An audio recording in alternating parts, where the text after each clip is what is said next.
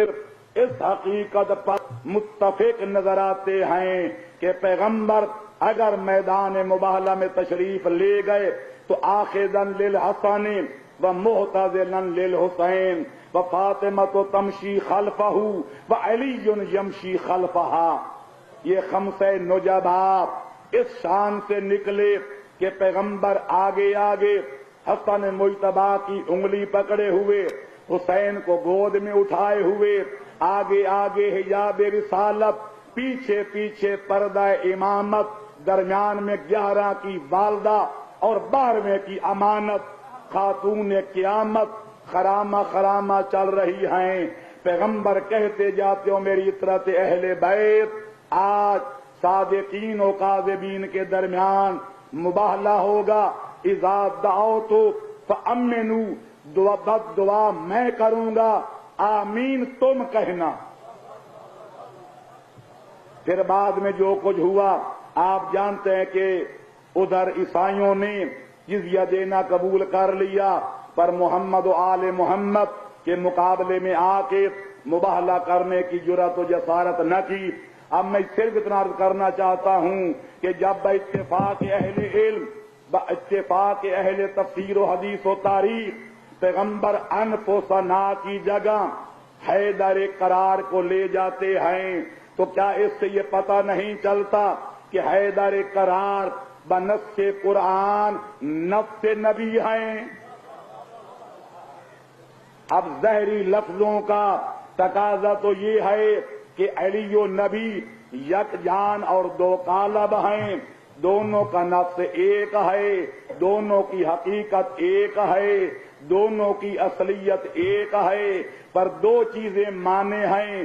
ایک یہ کہ عقلاً دو چیزوں کا اتحاد اس طرح مانا جائے کہ دوئیت ختم ہو جائے اور ایک بن جائے، یہ عقلاً محال ہے. اور دوسرا یہ کہ اگر بالکل ہر لحاظ سے ایک مانا جائے تو پھر علی کو نبی بھی ماننا پڑے گا، رسول بھی ماننا پڑے گا.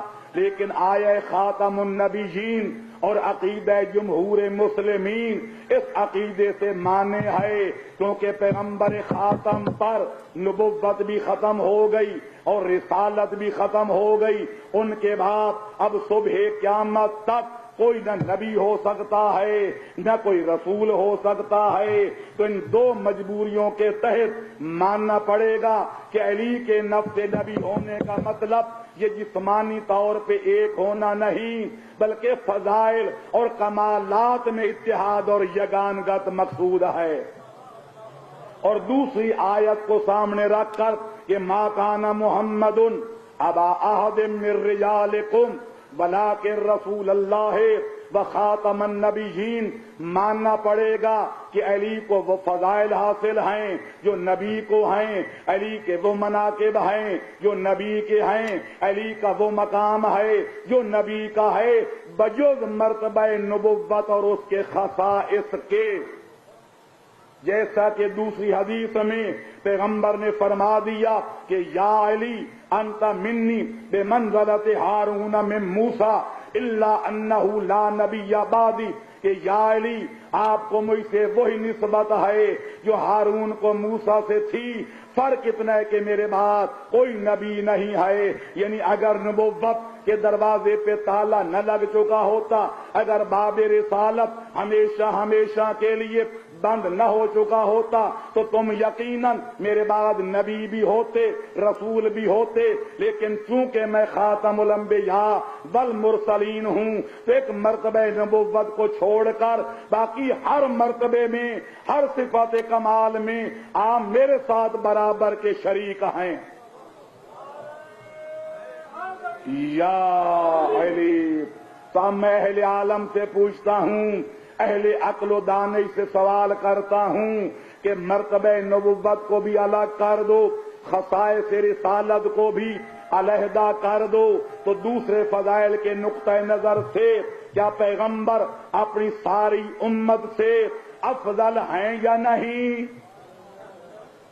امت کے لفظ بھی میں بنابر تنزل کے کہہ رہا ہوں، ورنہ میں یہ سوال کروں گا کہ پیغمبر خاتم پورے عالم امکان کہ تمام جنوں انس اور ملاک مقرب سے افضل و اعلیٰ ہیں یا نہیں؟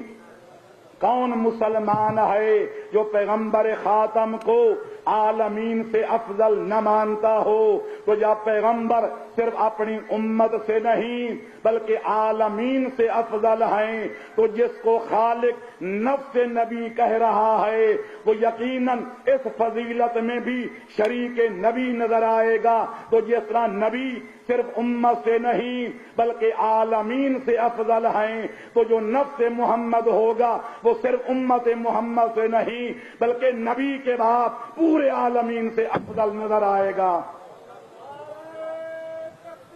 اللہ اکبر،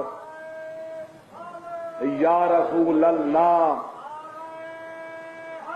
یا علی، اللہم صلی علی محمد وآل محمد۔